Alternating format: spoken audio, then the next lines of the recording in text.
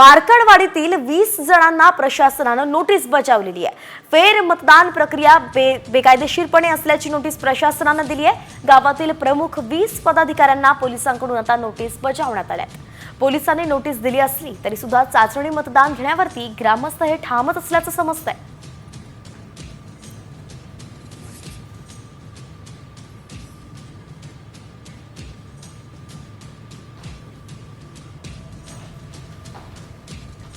आम्ही प्रशासनाला कोणताही त्रास होणार नाही याची काळजी घेऊन आम्ही आमची प्रक्रिया पुढे चालू ठेवणार आहे।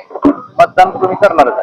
हो, आम्हाला पोलीस प्रशासनानं नोटीस दिलेला आहे, तरी बी आम्ही काही झालं तरी मतदान हे करणारच आणि मार्कडवाडीत मतदान होणार। जे काय खरं आहे खोटं आहे ती गाव बघायला तयार आहे आणि गावाचं सगळ्या म्हणणं आहे की मतदान करायचं। काय पोलिसांनी किंवा प्रशासनाने आम्हाला सहकार्य करावं, आम्ही दुसरं काय म्हणजे दुसरं काय होणार नाही। सगळ्या गावाचं म्हणणं आहे की जे काय झालंय ते गावाला मान्य नाही, त्यामुळे सगळ्या गावाची इच्छा आहे की मतदान हे घ्यायचंच आणि मतदान होणार।